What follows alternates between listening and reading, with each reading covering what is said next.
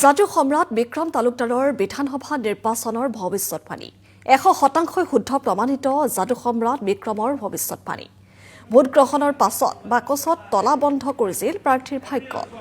জাদুৱে নিৰ্বাচনৰ ফলাফলৰ ভৱিষ্যৎবাণীৰ দাবী বিক্ৰমৰ সাংবাদিকে বাকচৰ তলা বন্ধ কৰি ৰাখিছিল চাপি বাকচ খোলাৰ পাছতে ওলাল মেজিক প্ৰেডিকশ্যন পূৰ্বে 2014, 19 আৰু 21ৰ নিৰ্বাচনৰ ভৱিষ্যৎবাণী বিক্ৰমৰ অসমৰ জাদুক মৰ্যাদা দিবলৈ প্ৰচেষ্টা বিক্ৰম তালুকদাৰৰ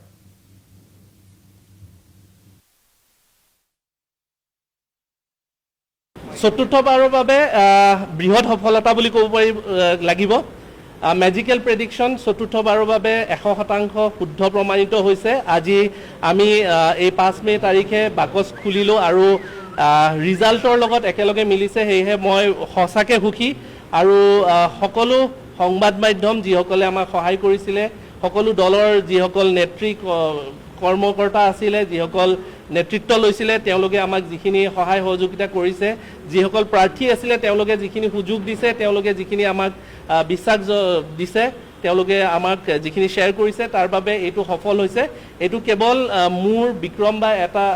এজন ব্যক্তিৰ সফলতা নহয় এইটো এটা বৃহৎ সফলতা এটা ডাঙৰ এণ্টায়াৰ টিম আৰু অসমত নিশ্চয় সম্ভৱ অসমৰ যাদুৰে সম্ভৱ আৰু অসমৰ যাদুকলা যাতে জীয়াই ৰাখক অসমৰ